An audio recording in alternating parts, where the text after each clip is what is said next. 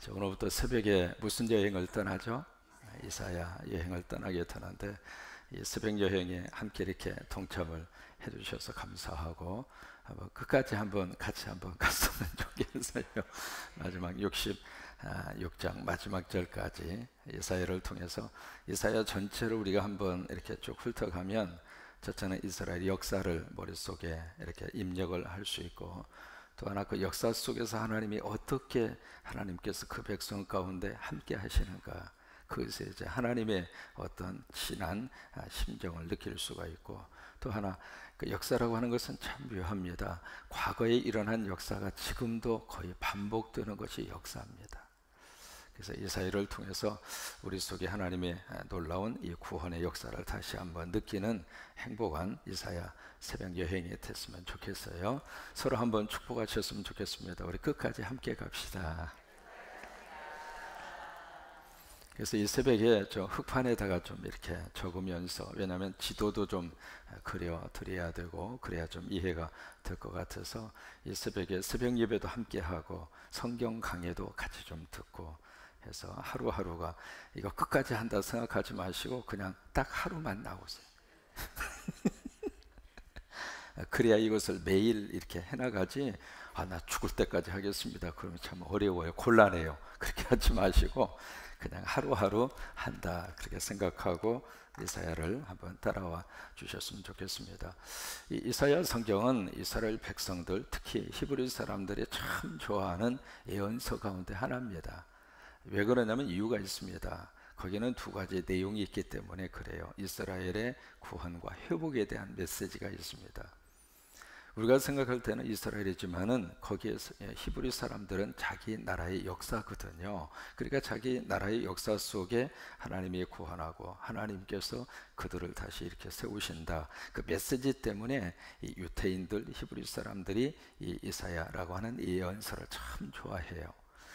근데 그러면 우리들의 입장으로서는 이 이사야가 어떤 의미가 있을까? 이 이사야 속에 예수 그리스도에 대한 일생에 대한 것이 처음부터 마지막까지 그대로 담겨져 있는 것이 이사야입니다.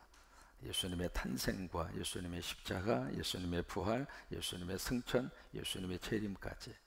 그러니까 메시아적인 모든 이 예언의 메시지가 그대로 들어가 있는 예언서 중에 하나가 이사야라고 하는 이 성경이기 때문에, 그래서 우리 예수 믿는 우리 크리스찬들에게 있어서도 이사야 예언서가 굉장히 중요한 의미를 가지고 있는 그런 성경입니다. 이 이사야라고 하는 그 이름의 뜻이 굉장히 중요한 의미를 가지고 있습니다. 이사야라고 하는 이 이름의 뜻은 여호와는, 그 뜻이 여호와는 그 다음에 구원이시다. 이게 이제 이사야라고 하는 이름의 뜻입니다. 한번 해보실까요? 이사야, 여호와는 구원이시다. 그 이름 속에 이사야, 이 성경을 주신 하나님의 목적이 있어요. 이 이름 속에 그대로 목적이 담겨져 있는데, 다시 말해서 이 이사야서를 주신 그 성경의 목적은, 구원은 바로 우리가 알고 있는 그 내용이 그대로 담겨져 있습니다. 구원은 하나님의 무엇으로? 은혜로 주시는 것이다. 이게 이사야서가 가지고 있는 목적입니다. 이제 우리는 구원이라는 단어를 썼습니다만은 그 당시 역사적인 사실을 보면 이스라엘 백성들이 살 수 있는 길은 하나님이다 그 말이에요. 하나님을 붙잡아야 살 수 있다. 그게 이스라엘의 역사 속에서 주시는 하나님의 메시지라고 하는 거예요. 그것을 지금 우리식으로 해석을 하자면 구원은 하나님의 은혜로 주어주시는 것이다. 다시 말해서 이 구원은 세상이 주는 것이 아니다. 어느 권력이 주는 것이 아니고 어느 특정이 주는 것이 아니고, 다시 말해서 이스라엘 백성들의 입장으로서는 그 당시에 강대국이었던 아수르가 구원을 주는 것이 아니라 하나님이 주신단 말이에요. 그것이 이 이사야가 가지고 있는 이 이사야서를 통해서 주시는 그 하나님의 그런 그 이사야서의 목적입니다. 이사야서를 주신 목적은 바로 뭐예요? 구원은 하나님의 은혜다. 그러면 내용은 바로 무엇일까?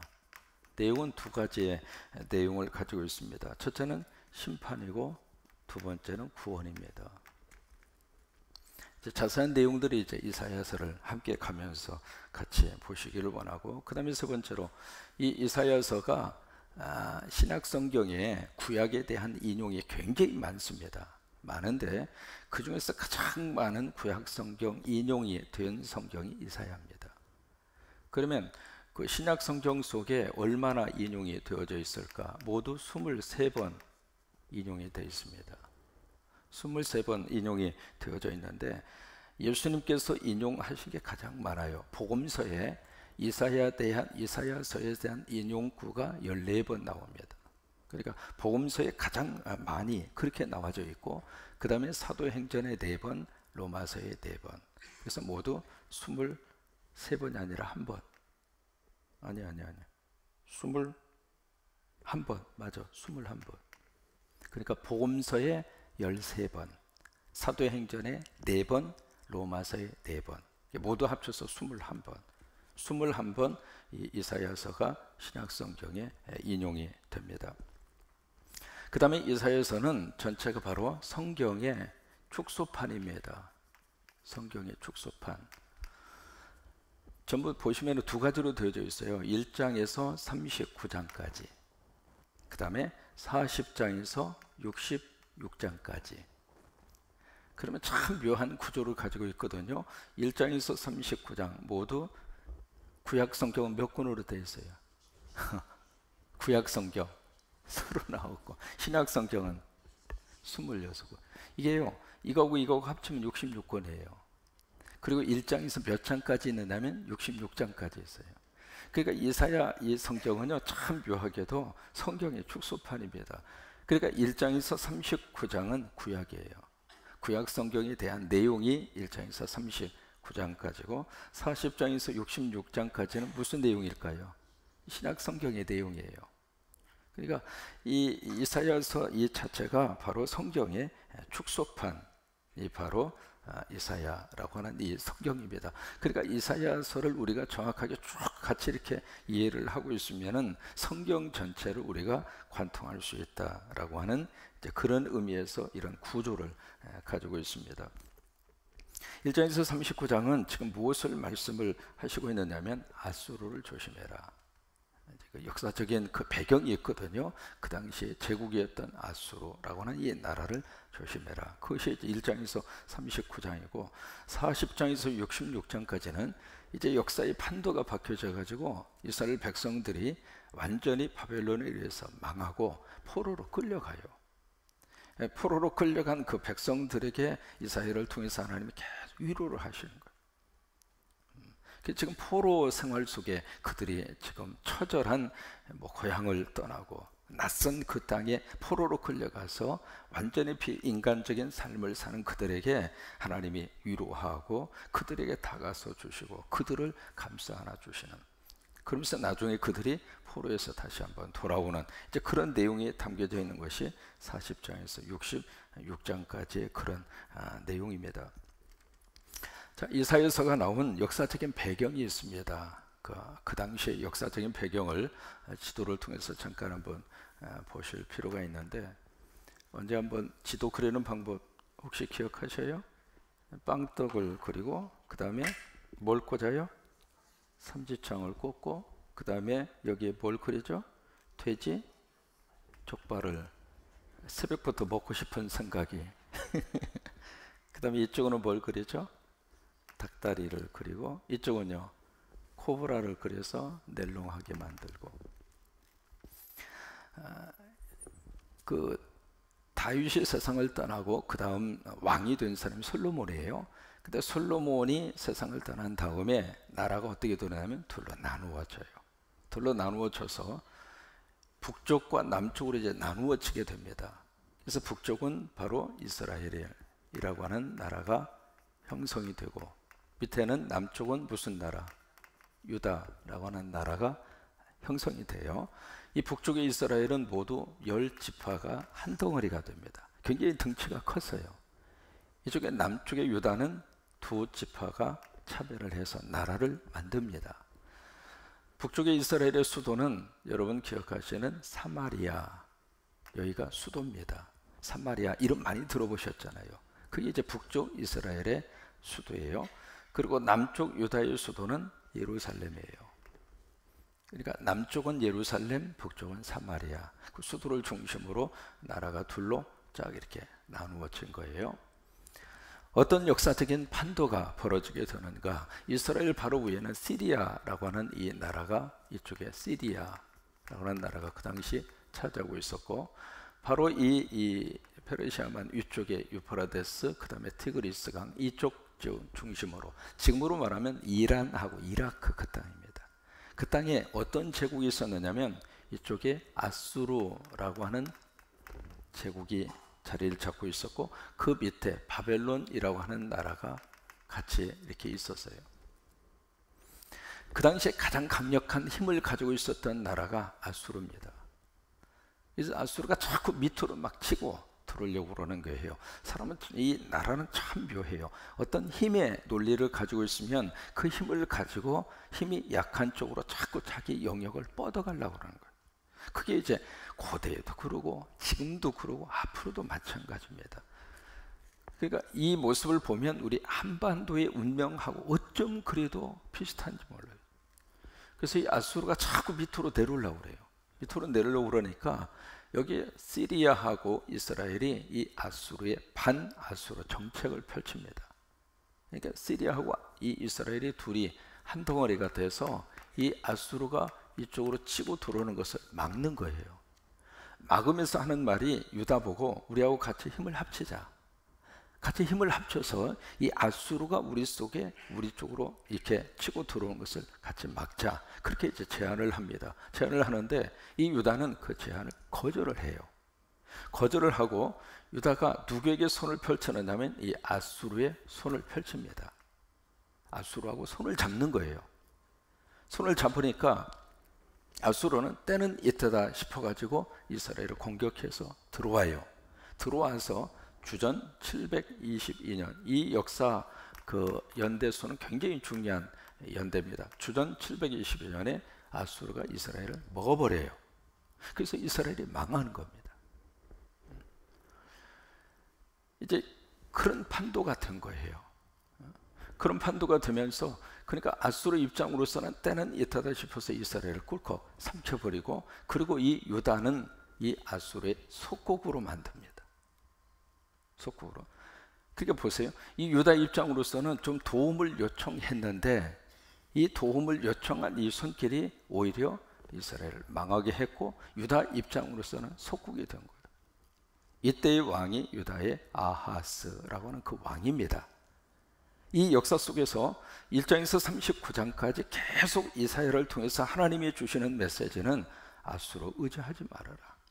아수르에게 도움을 청하지 말라. 아수르가 아니라 하나님이다. 하나님을 붙잡아라. 그래서 그 메시지가 1장에서 39장까지 계속 나오는 거예요. 왜요? 구원은 하나님에게 있는 거예요. 우리가 살 수 있는 길은 땅에 있지 않습니다. 하나님에게 있습니다. 우리가 미국 붙잡는다고 사는 게 아닙니다.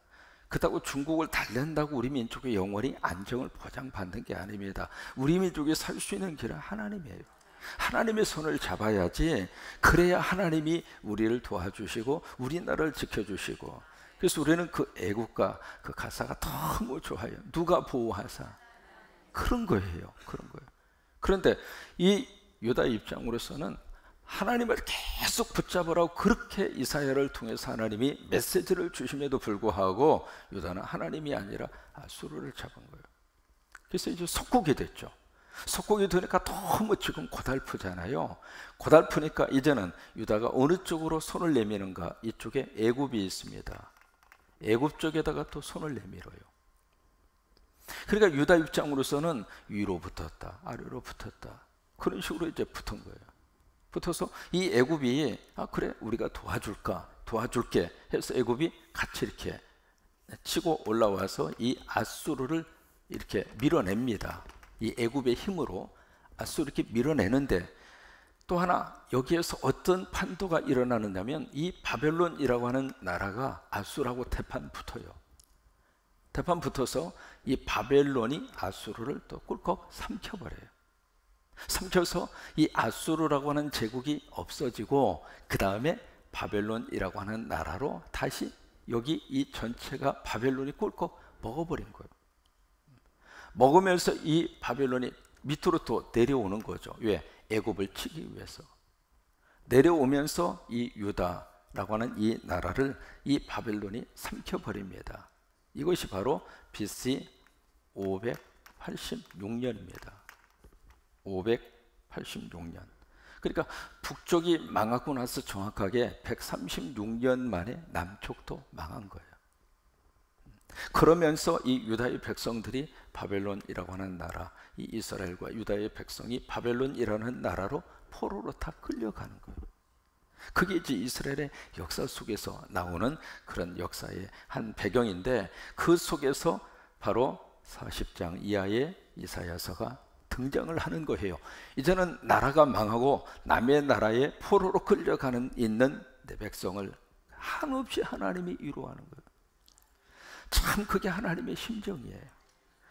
지금 힘들고 어려울 때는 제발 그렇게 하지 말어. 그렇게 하면 안 돼. 너 그게 살 길이 아니라. 그렇게 하나님이 계속 메시지를 주시는데 그 메시지를 안 듣고 결국 얻어 터졌잖아요. 얻어 터진 다음에는 그래 꼴 좋다. 내 말 안 듣더니 너 그렇게 됐지? 아이고 꼬숩다. 그게 하나님의 심정이 아니라고 하는 거예요. 그렇게 옆에서 이야기했음에도 불구하고 정신 못 차리고 지금 얻어 터진 거나 마찬가지잖아요. 피투성이가 됐잖아요. 이제는 하나님이 와서 그 백성을 감싸안아줘. 여러분, 이게 하나님의 사랑이에요.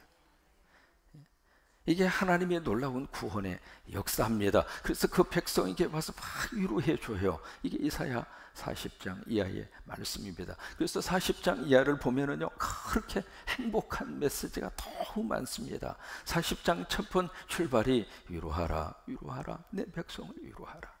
그게 이제 40장 메시지의 출발이거든요. 그러면서 40장 이하의 메시지가 그렇게 나오게 된 거예요. 여러분 이해가 되셨어요?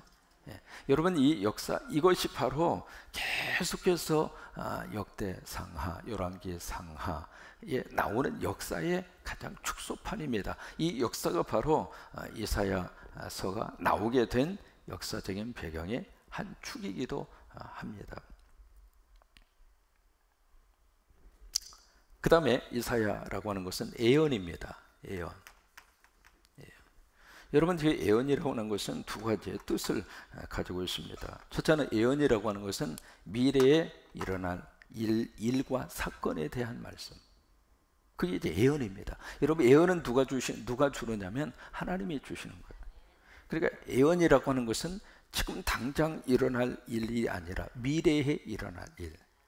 거기에 대한, 그래서 이제 이사야서를 예언서라 그렇게 이야기를 하는 거예요. 그 다음에 두 번째, 이 예언이라고 하는 것은 어떤 의미를 담고 있느냐면 현재 어떻게 살아야 할까, 그 내용을 담고 있는 게 예언입니다. 그러니까 예언은 단순히 미래적인 것만 말씀하시는 것으로 끝나는 것이 아니라 그것도 말씀을 하시고, 그렇다면 현재 어떻게 살 것인가, 그 문제도 함께 다루고 있는 게 예언이라고 하는 거예요. 그런데 예언 중에서 우리 속에서 예언의 그 어떤 활동 중에 아주 직접적인 것이 있어요. 그것이 바로 뭐냐면 기도입니다. 기도는 예언적인 모습이에요. 우리가 기도하잖아요. 기도의 씨앗을 뿌려요. 그 뿌린 그 기도의 씨앗은 나중에 응답을 통해서 미래의 역사로 나타납니다. 그래서 기도는 예언의 활동입니다. 그래서 이 기도 속에 너무 귀한 하나님의 예언적인 약속이 기도 속에 그렇게 많이 담겨져 있는 거예요. 또 하나, 우리가 기도를 하면서 오늘 내가 어떻게 살아야 할까, 그 삶에 대한 문제를 기도 속에서 함께 가지는 거예요. 그래서 예언의 활동 가운데 우리가 이사야처럼 하나님의 부름을 받아서 막 시대의 역사 속에서 예언적인 활동을 하지는 않는다 하더라도 매일매일마다 우리가 기도를 통해서 예언을 하고 있는 거예요. 자녀를 위해서 기도하면 그 자녀의 미래를 위해서 부모가 예언을 하고 있는 거예요. 우리 가정을 위해서 기도하면 그 가정의 미래를 위해서 우리가 예언을 하고 있는 거예요. 조국을 위해서 기도하면 그 조국의 예언을 지금 우리가 기도를 통해서 하고 있는 거예요. 여러분, 이 새벽 기도가 그런 예언의 풍성한 활동의 무대가 될 수 있게 되기를 바랍니다. 작은 씨앗이죠. 그 예언의 언어라고 하는 것은, 말이라고 하는 것은 작은 씨앗이지만 그 작은 씨앗이 뿌려져서 하나님이 얼마나 크게 역사하는지 몰라요. 그게 예언의 역사에 하나님이 거룩한 축복입니다. 지금부터 100년 전입니다. 아시는 것처럼 언더우드 그 선교사님이 한국에 오셔가지고 처음 한국 땅에 와서 언더우드 선교사님이 했던 기도가 있어요. 한번 그대로 한번 소개를 해드려 볼게요. 100여 년 전 언더우드 서양 선교사가 한국 땅에 와서 어떤 기도를 이분이 남겼는가 한번 들어보시면, 아하, 이런 심정으로 한국 땅에 와서 선교를 했구나 라고 하는 것을 느끼게 될 거예요. 주여, 지금은 아무것도 보이지 않습니다. 주님, 메마르고 가난한 땅, 나무 한 그루 시원하게 자라오르지 못하고 있는 땅에 저희들을 옮겨와 심으셨습니다.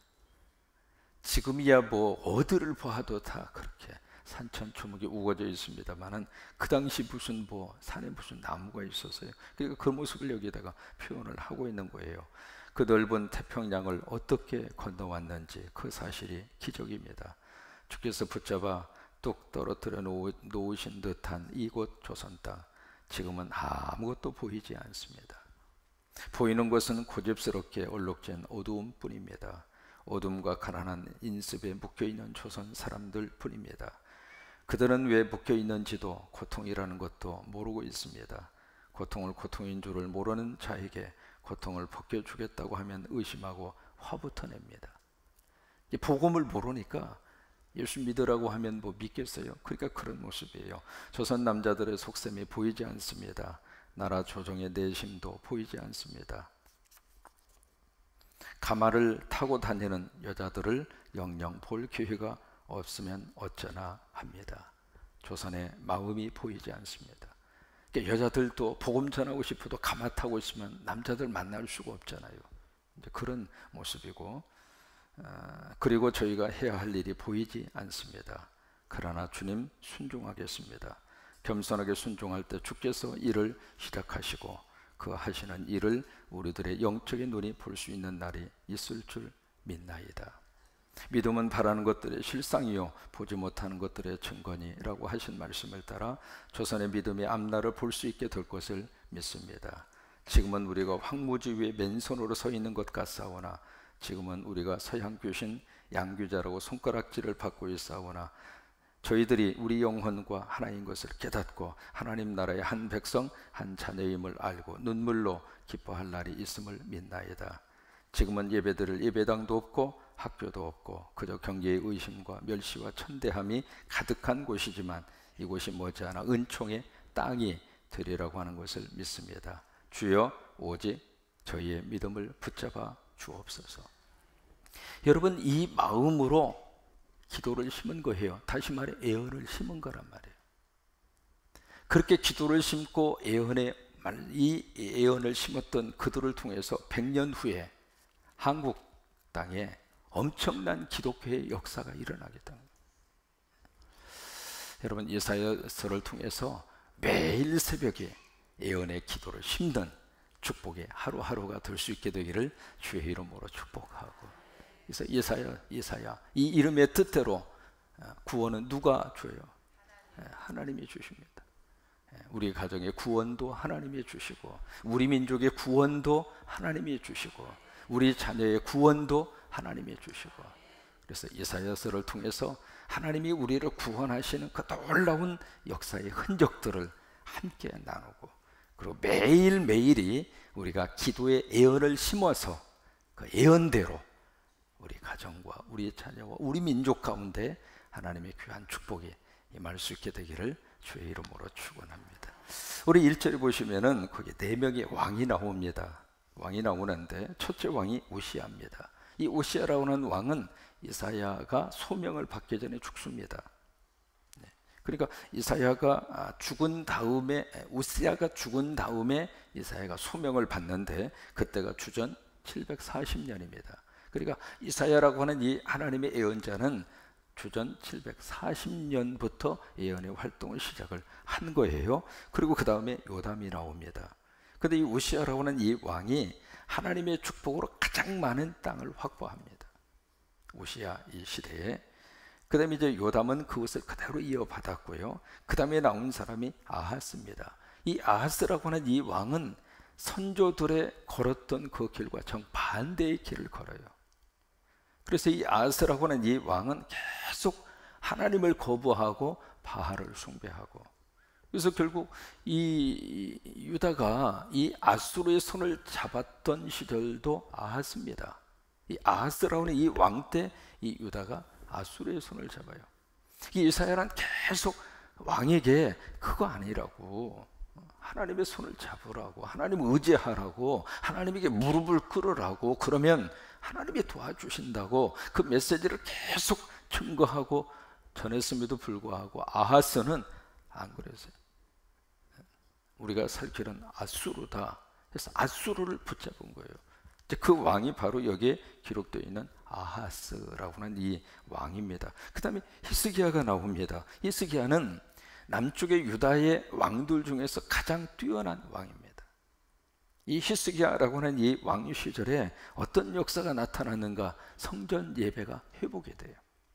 예배가 회복이 되고, 그리고 철저하게 우상을 제거하고, 그러니까 하나님의 마음에 합한 자로, 멋진 통치자로 쓰임을 받았던 사람이 히스기야라고 하는 사람이고, 그 다음에 이것으로 끝났습니다마는 이 이사야는 그 다음 왕 므낫세입니다. 히스기야 그 다음이 므낫세거든요. 므낫세 왕 초기까지 이사야가 예언 활동을 해요. 그때가 언제냐면 바로 BC 681년입니다.